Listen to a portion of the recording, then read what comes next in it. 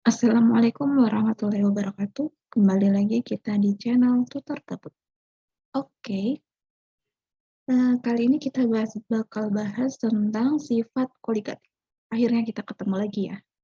Oke, jadi kita hari ini tuh bakal bahas tentang sifat koligatif larutan, berarti berhubungan sama larutan. Nah, apa sih larutan itu? Kalau kita ngomongin larutan, contohnya nih, larutan gula, terus larutan garam. Nah, berarti kalau misalkan larutan gula, berarti di situ kan ada gula sama ada air, gitu kan ya? Karena nggak mungkin dong si gula itu sendirian, gitu kan? Nah, jadi kalau namanya larutan itu misalkan ada larutan gula, berarti dia pasti terdiri atas gula dan juga air. Gitu kan. Kalau dia gula aja berarti namanya kristal gula gitu jadi bedanya. Nah, ada 2 jenis nih, ada gula sama ada air. Nah, jadi kalau dalam kategori larutan di kimia itu ada namanya pelarut dan terlarut. Nah, pelarutnya itu siapa? Pelarutnya itu si air, pelarut. Nah, terlarutnya itu si gula. Kenapa si gula dibilang terlarut? Karena kan kalau air dicampur gula, yang larut itu kan si gula kan, kayak gitu. Kayak garam sama air. Nah, yang larut siapa? Garam. Dari kristal dia bakal mencair, kayak gitu kan. Nah, itu jadi larutan. Jadi larutan itu pengertiannya, larutan adalah campuran yang terdiri dari zat terlarut dan juga zat pelarut. Gitu. Nah, nanti campuran itu ada campuran homogen sama heterogen. Kalau larutan masuk kategorinya adalah campuran homogen, bercampur jadi satu. Kalau misalkan di dalam sini nih, ada gula sama ada air. Nah, di dalam sini udah nggak, kalau mereka udah larut, udah nggak bisa kita bedain lagi mana gula, mana air. Itu maksud dari campuran homogen. Kalau campuran heterogen, berarti yang bisa Eee, masih bisa kita bedakan. Contohnya misal campuran gula sama kerikil. Nah, itu kan masih kita bisa bedain kan, mereka sama-sama besar, kayak gitu ya. Nah, kalau larutan ini dia masuknya campuran homogen. Oke, kalau bicara tentang larutan, nah kalau di sifat koligatif itu ada beberapa macamnya, jadi kita bahas yang tentang larutannya dulu gitu kan. Jadi satuan-satuan di larutan itu apa saja, nah seperti itu. Baru kita masuk ke macam-macam dari si koligatif ini. Supaya lebih paham kita harus belajar dari dasarnya dulu gitu. Kita perkuat dasarnya dulu. Oke, selanjutnya yang tentang larutan ini untuk awal di sifat koligatif ini kita bakal bahas tentang satuan. Nah, satuan-satuan konsentrasi. Yang pertama ada namanya molaritas. Nah, orang sering terkecoh nih. Ada molar, ada molal nanti. Ada mol. Kalau molar, ininya ada R, berarti M-nya M besar. Nah, rumusnya apa? Ada 3. Molar itu mol, N kecil itu sama dengan mol per volume dalam liter. Berarti kalau mili ya kita jadiin ke liter. Atau bisa juga molar massa zat terlarut per mR dikali 1000 per V. Nah, V-nya ini adalah volume pelarutnya. Volume pelarut. Jadi kalau misalkan tadi gula sama air, berarti massa zat terlarutnya ini massa gula, volumenya ini berarti volume air. Gitu.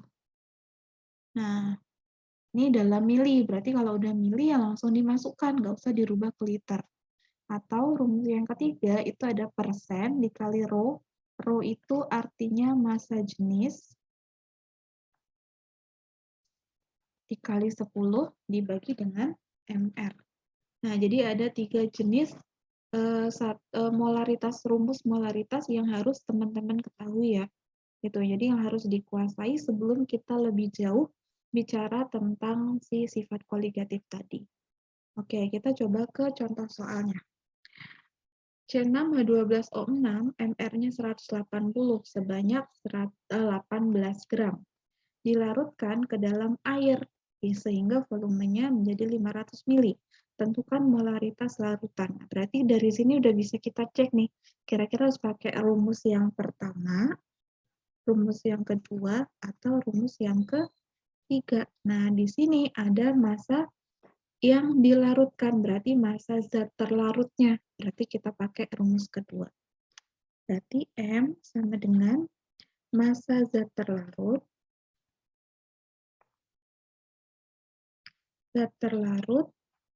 dibagi dengan MR-nya dikali 1000 per V. Itu ya, berarti sama dengan massa zat terlarutnya 18 dibagi MR-nya ini 180. 180 dikali 1000 per 500 mili. Sama dengan, berarti ini dicoret ya. Ini 2. Ini dicoret, coret. Berarti kan di bawah tinggal 10.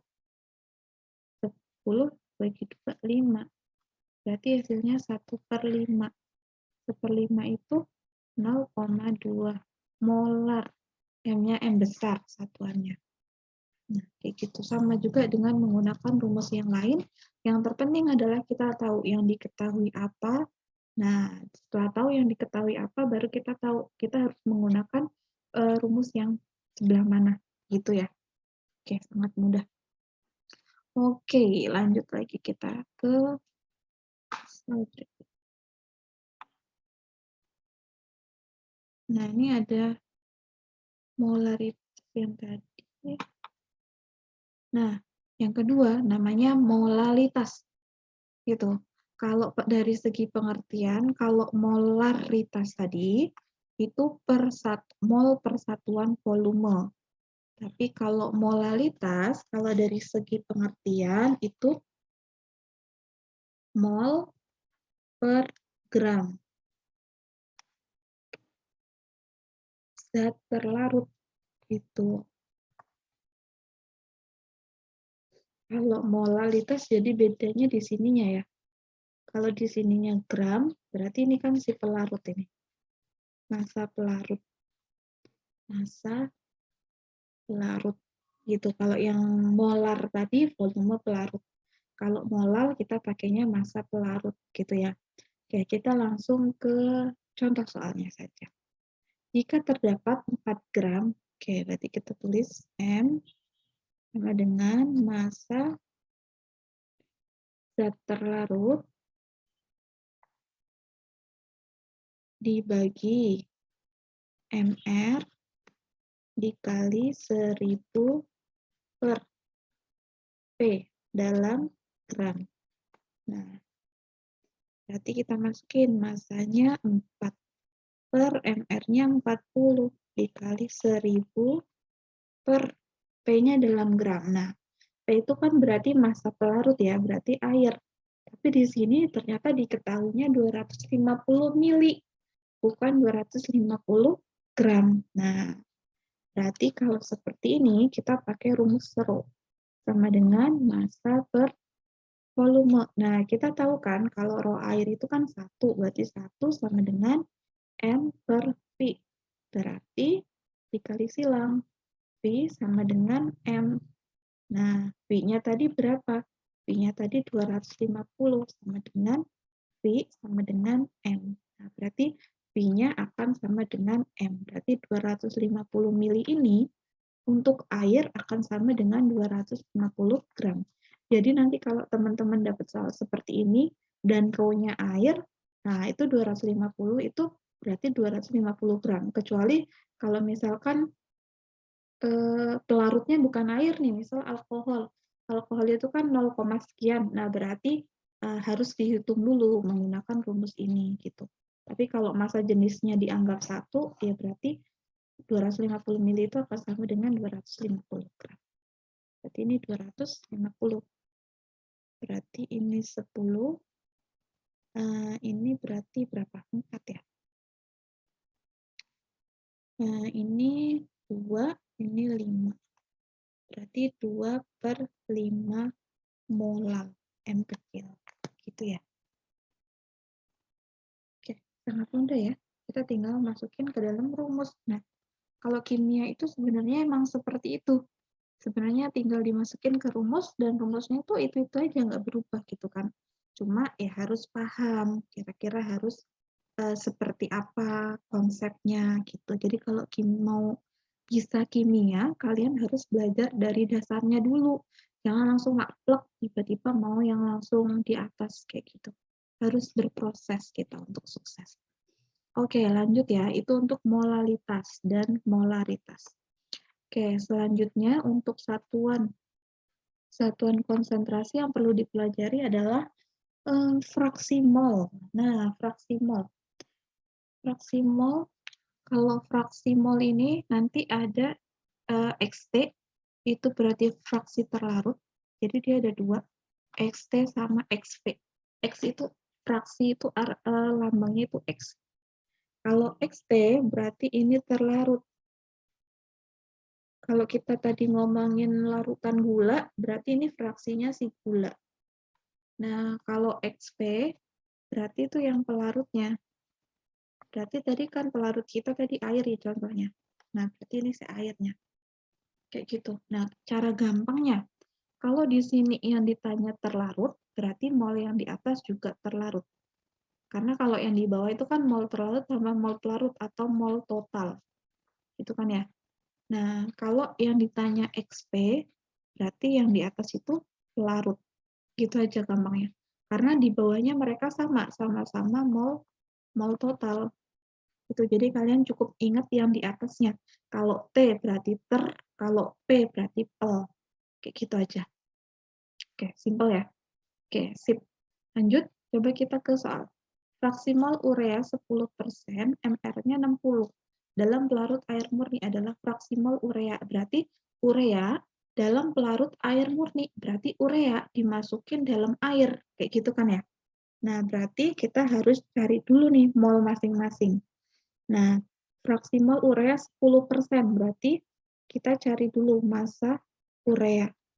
Nah, 10% itu kita anggap 10 gram. Gitu. Pelarutnya air, berarti massa air.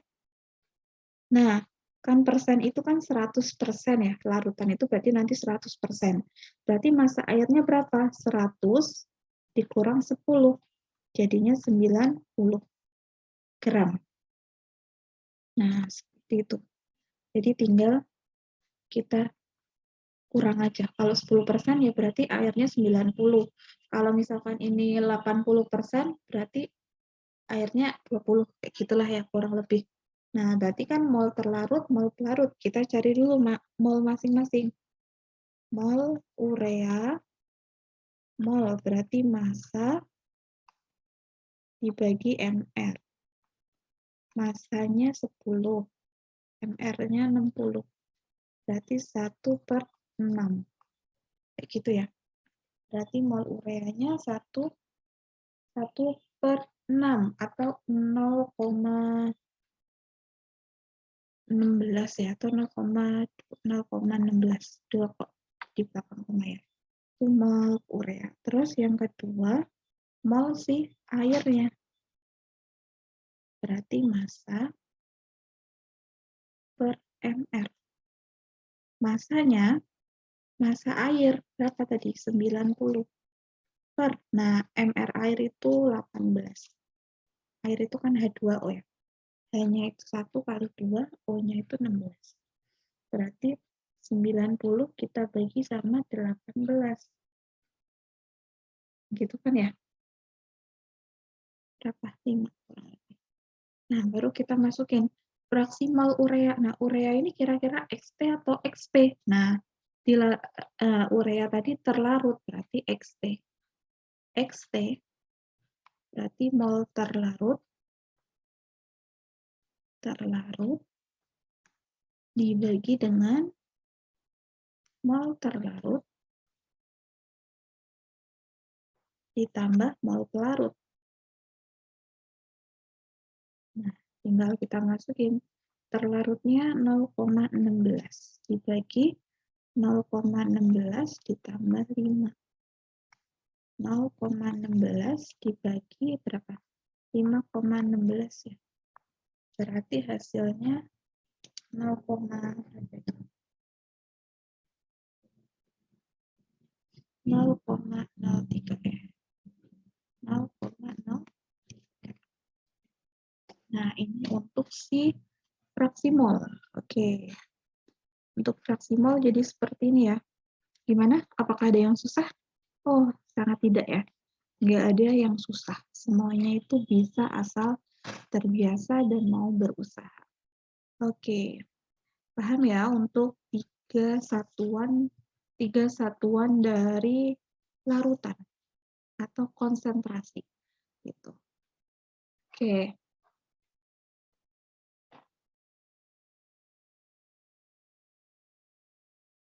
Nah, selanjutnya ada persentase. Persentase. Persen sama dengan masa terlarut per masa terlarut ditambah masa pelarut dikali 100%. Nah, contohnya fraksi mol suatu larutan metanol dalam air adalah 0,5. Konsentrasi metanol dalam larutan ini yang dinyatakan dalam persen berat adalah konsentrasi metanolnya, kata dia ya. Oke, berarti ini soalnya rumusnya kurang tepat ya. Kalau misalkan ini persen yang ditanya atasnya persen terlarut, nah baru masa terlarut. Tapi kalau persen pelarut berarti atasnya satu lagi ya. Kalau persen pelarut berarti masa pelarut. Masa pelarut dibagi masa total dikali 100%. Kayak gitu. Oke. Nah, ini fraksi mol suatu larutan metanol, berarti XT ya. XT sama dengan mol terlarut dibagi mol terlarut ditambah mol pelarut. XT-nya 0,5. Terlarutnya berarti kan mol itu kan massa metanol. Metanol disingkat aja ya. Metanol A, terus airnya anggap aja B. Mol berarti massa. Massa A per AR-nya, MR-nya si metanol. Gitu, berarti massa si A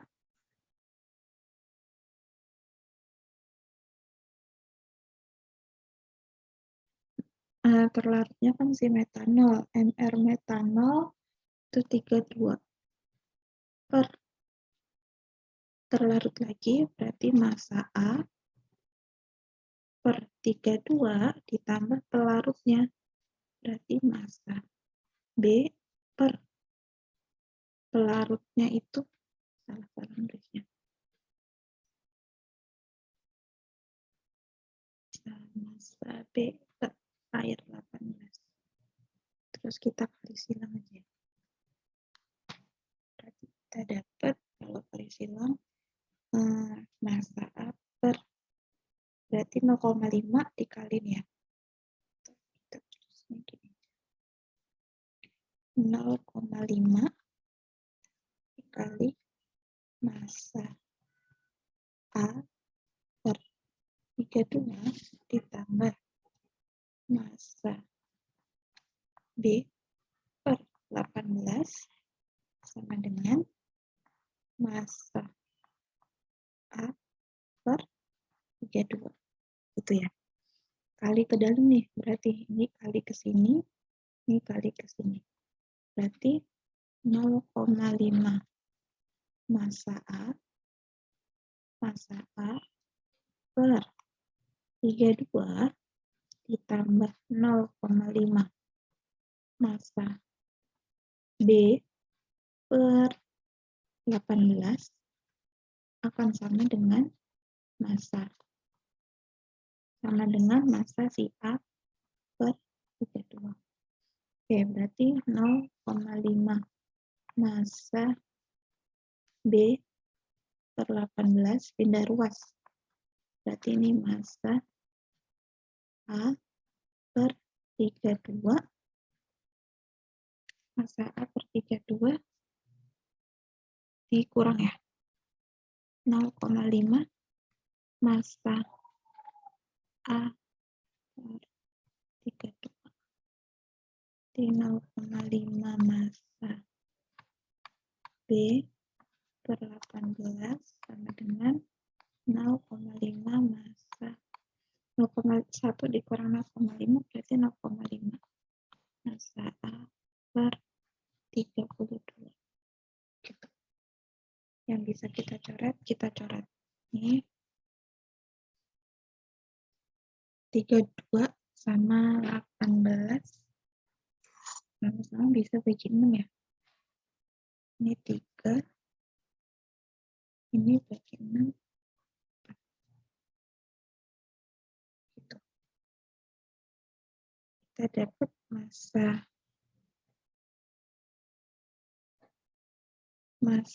B, berarti kita dapat massa B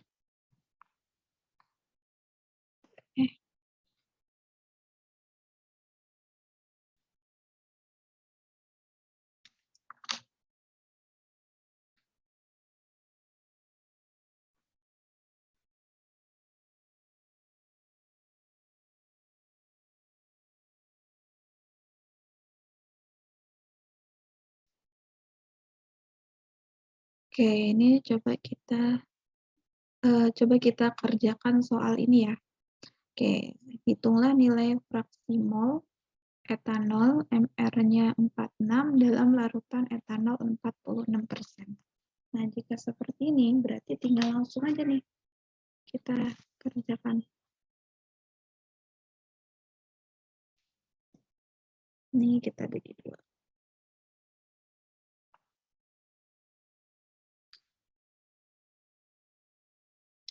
Kita kerjakan nomor 1. Itulah nilai fraksi mol etanol dalam larutan etanol 46% massa. Nah, berarti massa etanol 46, massa airnya berarti tinggal 100 dikurang 46 sama dengan 54. Yang ditanya adalah fraksinya si etanol, berarti kita cari molnya dulu supaya mudah. Mol etanol berarti kan tadi massa per ml. Massanya 46 per 46. Terus massa air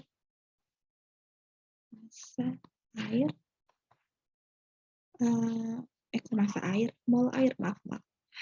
Saya sudah nggak fokus nih. Mol air berarti massa per mr ya. Massanya tadi 54. MR-nya, MR air kita udah tahu, MR air itu 18, berarti langsung aja. Kita tinggal bagi massanya si air 54, kita bagi dengan 18. Sekitar berapa tuh? 3 ya. Nah, berarti kalau mau cari fraksinya etanol, fraksi etanol sama dengan molnya si etanol, kita bagi mol etanol ditambah mol air. Gitu ya. Berarti mol etanol 1 per 1 tambah 3. 1 per 4. 1 per 4 itu 0,25. Nah, itu untuk fraksi si etanol. Nah, jadi demikian untuk pembahasan tentang konsentrasi ya. Jadi konsentrasi itu ada apa aja? Tadi ada molaritas, ada molalitas, terus ada mol itu massa per mr tadi, terus juga ada fraksi mol gitu kan, ada persennya juga gitu. Nah, jadi untuk soal yang nomor 2 itu coba kalian kerjakan, nanti kalian bisa komen di bawah kira-kira itu jawabannya berapa, kayak gitu ya. Oke, terus kalian juga bisa komen di bawah kira-kira itu enaknya kita bahas apa lagi ya gitu. Karena kan minggu-minggu ini tuh minggu-minggu lagi libur ya gitu kan. Maksudnya kalian udah PAS untuk menghadapi semester 2, kira-kira kalian di kimianya mau bahas tentang apa gitu. Kira-kira yang susah itu apa sih di kimia kayak gitu. Oke, dan kalian juga jangan lupa ya untuk subscribe channel ini supaya kita lebih semangat lagi untuk eee, upload video gitu, untuk kita sama-sama belajar di channel Tutor Gabut ini. Oke deh kalau gitu, cukup sekian dan terima kasih. See you next time. Assalamualaikum warahmatullahi wabarakatuh.